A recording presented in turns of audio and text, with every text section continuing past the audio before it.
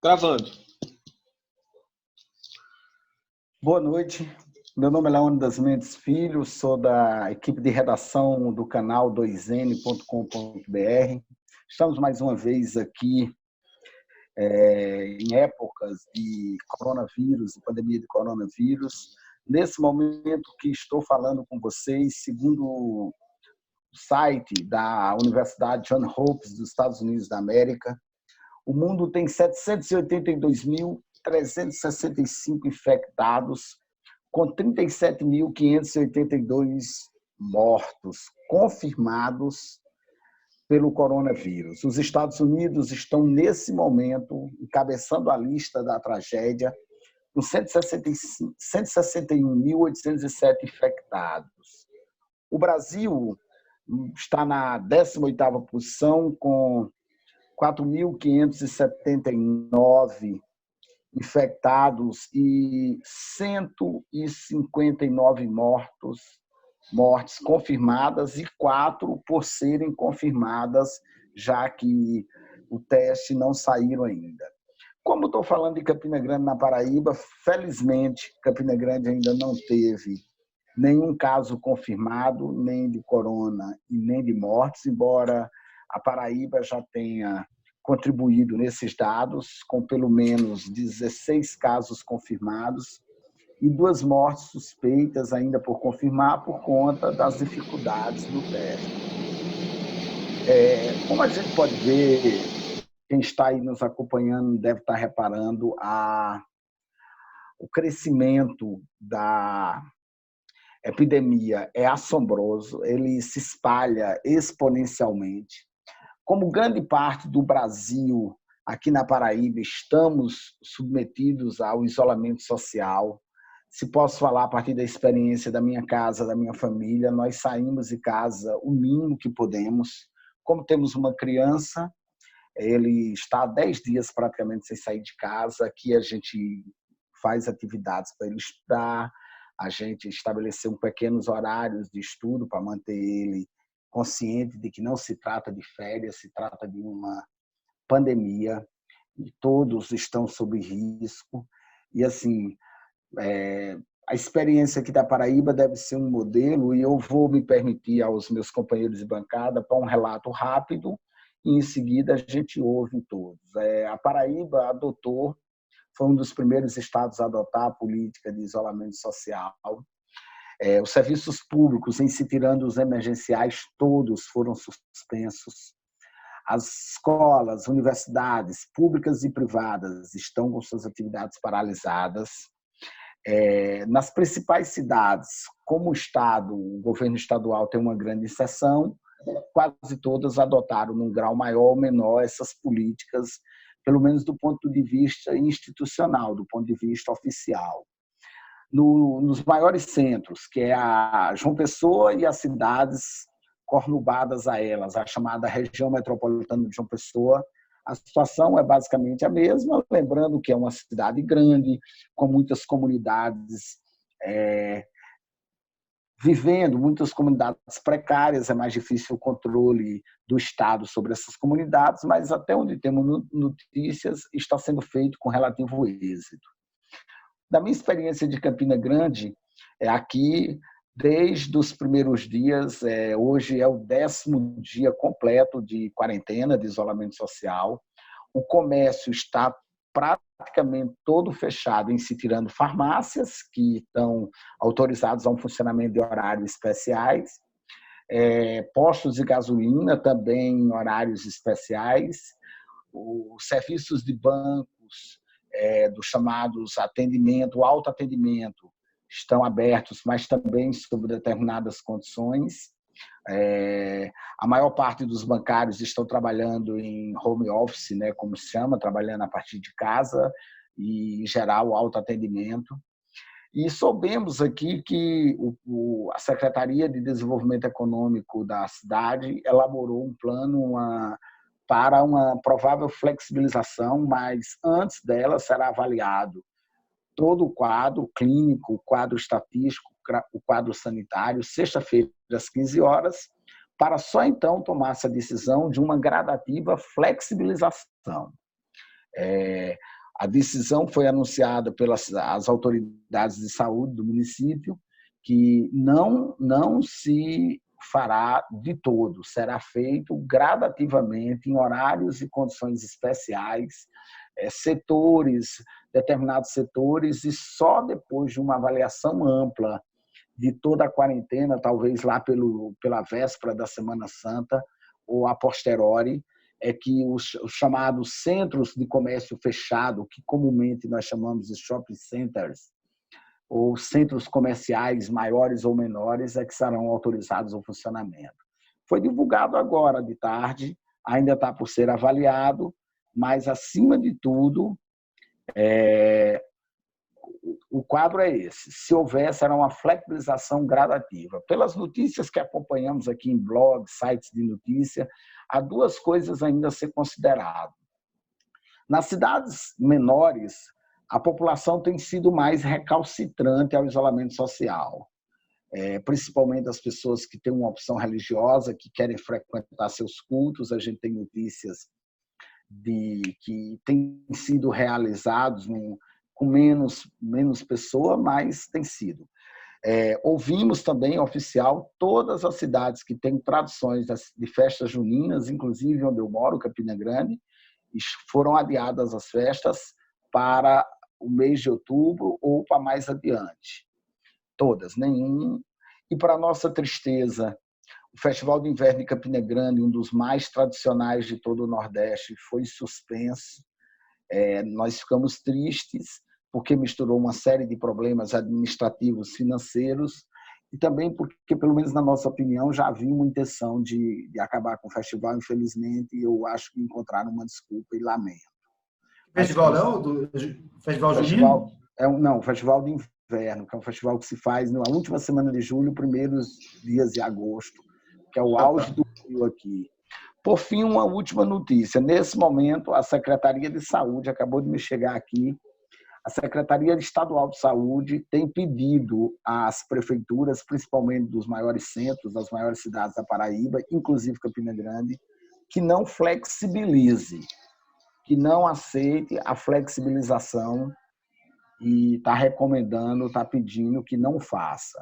Se isso é uma notícia boa para nós que entendemos que, nesse momento, a quarentena e o isolamento social é o único meio que temos para o enfrentamento da propagação, a notícia triste é que o Brasil subiu mais, deixa eu calcular rapidamente, 63 casos, eu acho, 64, subindo de 4.579 para cada 1.630 casos confirmados nesse momento.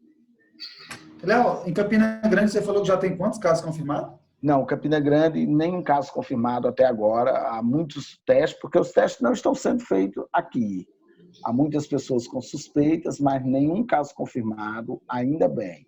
Estamos entrando no período de inverno. Felizmente, gostaríamos que continuasse assim. Na Paraíba toda, estão apenas 16 casos confirmados e 2 mortes suspeitas. Como os exames ainda estão sendo feitos aí e no Pará, no Evandro Chagas, não é isso o nome, Lindor? Então, estão esperando os resultados. Mas, até agora, 16 casos apenas confirmados, mas há 231 esperando resultados e pelo menos 2 mortes com suspeita e 6 que estão também acreditando que podem ter sido motivadas pelo coronavírus. Não sei como está em Parauapebas, no Pará, mas esse é um quadro geral da Paraíba que a gente fez questão de destacar aqui para vocês. Boa noite, Simvaldo. E, antes de mais nada, boa noite, Endolfo. E eu comecei de chofre, mas gostaria de pedir a quem nos acompanha que dê o like, que compartilhe, que se inscreva nos nossos canais, canal2n.com.br, mande críticas, sugestões. Mas eu comecei com esse quadro porque a gente está muito preocupado com a situação geral, tanto do ponto de vista da saúde, como do ponto de vista socioeconômico, não só da Paraíba, como de todo o Brasil. Rodolfo, quer dar uma apanhada geral aí do Estado do Pará? Bom, eu acho que, boa noite a todos. O que eu gostaria de destacar é o posicionamento do governador Helder Barbalho, né? Ele tem ganhado apoio, acho que, eu acabei de ler aqui que foi o governador que mais ganhou apoio nas redes sociais, na internet, né, aumentando significativamente o seu número de seguidores, né, e ele tem se destacado entre os governadores, né, pelas medidas adotadas no Pará, né. São medidas que são tantas medidas de restrições sanitárias, né, visando a contenção da propagação do vírus no estado, né, como também medidas socioeconômicas, né, para atender as pessoas mais vulneráveis, né, o pequeno comércio, né, e ele ganhou muito, muito destaque mesmo. Hoje, inclusive, ele foi entrevistado pelo jornalista Luiz Nassif, né, onde explicou, a entrevista é recomendável, onde explicou todas as medidas adotadas no Pará, né. No sul do Pará, 2 municípios se destacam, né, que é Parauapebas e Marabá.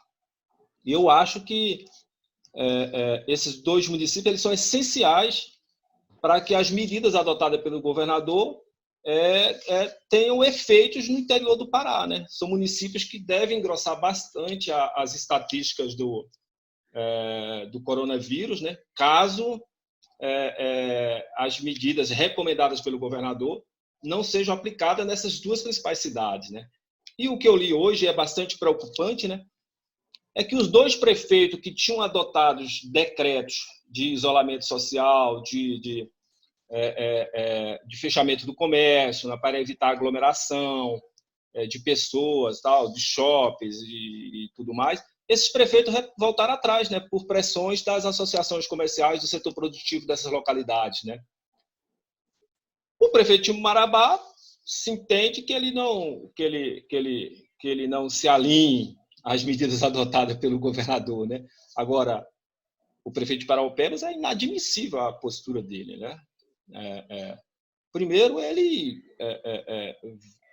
abandona, praticamente deixa o governador falando sozinho no município, né? O prefeito, ao flexibilizar, ele sinaliza para a cidade que as medidas que eles tinham adotado anteriormente não eram sérias, né? Não tinha embasamento nenhum, né? Tanto é que passou um final de semana, ele retornou, né? Ele adotou, acho que foi na quinta-feira ele publicou o decreto acho que tem data do dia 18, mas foi publicado no dia 19, uma coisa assim. Dia 23, parece. Né? Hein? Acho que foi dia 23 a data da publicação.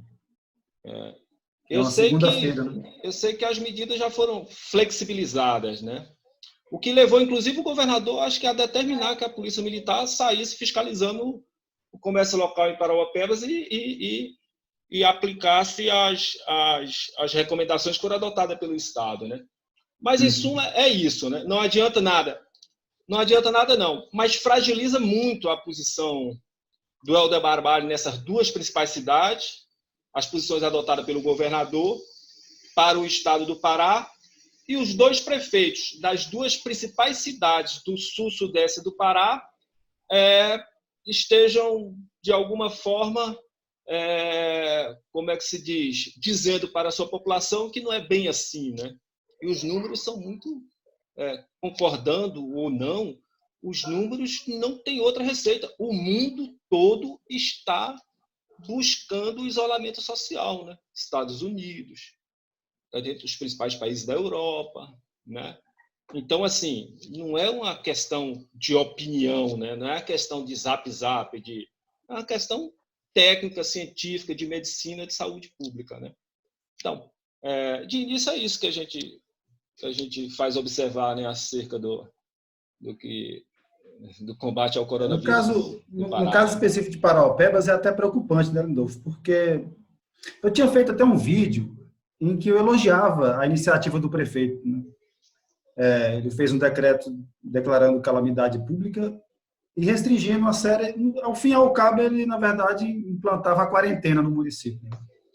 Proibia aglomerações, pedia ao comércio para fechar, mantendo aberto só os serviços essenciais.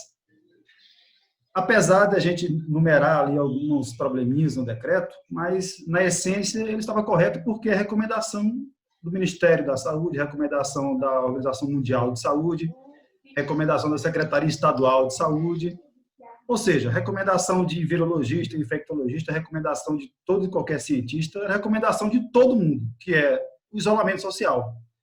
É um vírus que ainda não tem remédio, é um vírus que ainda não tem vacina a médio e curto prazo, Então, todo e qualquer virologista, a gente vê entrevista todos os dias, porque matérias sobre a pandemia do coronavírus é só o que tem, né? Você abre o jornal, abre os portais de notícia, da primeira notícia de capa até a notícia de rodapé, é só coronavírus.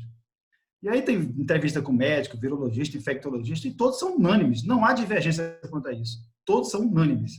A única ação viável para esse momento, para um vírus que não tem remédio, que não tem vacina, é o isolamento social e ponto. Então, nesse sentido, a gente tinha parabenizado a iniciativa do Darcy. Sim, Léo? Não, é só uma deixa. Eu acho que poucas vezes na minha vida, de quase 50 anos completos, eu vi a ciência ser tão comentada, tão lida, tão exaltada como estou vendo agora. Eu, sinceramente, não me lembro de outro momento. Salvo engano, o outro momento que eu me lembro disso foi naquele primeiro acidente do ônibus espacial americano, que já faz o Challenge. Faz o quê? Uns 20 a 30 anos, não lembro agora, não vou calcular. Na década de 80, né? Na década, exatamente, que foi se debater as causas. Hoje você vê entrevista de infectologista, de médico, fala de vacina, de pesquisa, de bactéria, de história, de tudo. Não, a gente tanto lê, a gente já está virando especialista, né? Amanhece o dia lendo matéria sobre coronavírus e termina o dia indo para a cama vendo notícia, entrevista com infectologista, virologista. Isso, é impressionante. Agora, detalhe, Léo, a ironia do destino é que a ciência está sendo a disciplina, né, o conhecimento mais comentado nos últimos dias, justamente depois que o governo Bolsonaro tentou destruir as universidades públicas e a ciência pública, né, e a produção da ciência nacional. Né? Agora, estão indo para a TV pedir rápido uma solução, um remédio, uma vacina. Né? Agora sim, a ciência é importante. Mas em relação à questão do Darcy aqui, né, do governo municipal. Então, dia 23, ele publica o decreto. Né? A gente parabenizou pela iniciativa do isolamento social, que é a única ação viável, né? Na unanimidade dos cientistas e médicos. E sexta-feira, na mesma semana, a gente é surpreendido com a flexibilização desse decreto. E aí, se você pegar lá a flexibilização, os termos, você percebe que, na prática, o que há é uma revogação do decreto. Ninguém vai obedecer aqueles termos que estão lá para funcionar. Comece aqui, Tandazinha vai abrir pedindo as pessoas para se não aglomerarem, para se distanciarem 1 metro no mínimo uma da outra, colocando álcool, não vai, colocando álcool gel para os clientes. Então, ao fim e ao cabo, houve uma revogação do decreto. Por ironia do destino, no dia seguinte, no sábado pela manhã, o prefeito recebe o telefonema do governador avisando que tinha sido confirmado o primeiro caso de coronavírus em Paropebas. No dia seguinte, a flexibilização do decreto. É uma ironia do destino. Né? A ironia maior do destino, que eu acho, Lindolfo, eu acho que você vai gostar disso, é que, olha só a nossa situação. Talvez o momento, né, Léo, você que é historiador, talvez o momento mais delicado que o Brasil está vivendo, tanto no que diz respeito à saúde pública, quanto economicamente, porque uma coisa leva a outra, é inevitável a crise econômica pós-pandemia e já durante a epidemia. Né? Justamente nesse período mais delicado da história do Brasil, a gente tem um jumento como presidente da República. Né? Incapaz. É muito grave, assim, hoje particularmente, ele vem tomando atitudes de afronta ao mínimo de responsabilidade, transcende. Hoje, entre as várias barbáries que ele tomou, não sei se viram, ele restringiu as entrevistas do Luiz Henrique Mandetta, o atual ministro da Saúde. Ele não vai poder mais dar entrevista, só ele e a equipe dele, sobre o coronavírus. E agora, no final da tarde, enquanto ele estava dando a entrevista, ele foi perguntado, o ministro Luiz Henrique Mandetta, sobre que posição ou que comentário ele poderia fazer daquele passeio criminoso que esse moço aí que ocupa o cargo de presidente da República fez. E assim, na hora que ele ia responder, ele recebeu uma ordem de um outro ministro, o ministro da Casa Civil, Braga Neto, para interromper a entrevista. A entrevista foi interrompida sem despedida, simplesmente interrompeu e acabou. Pois vamos dar uma pausa aqui e retomar. Está acabando. Tranquilo.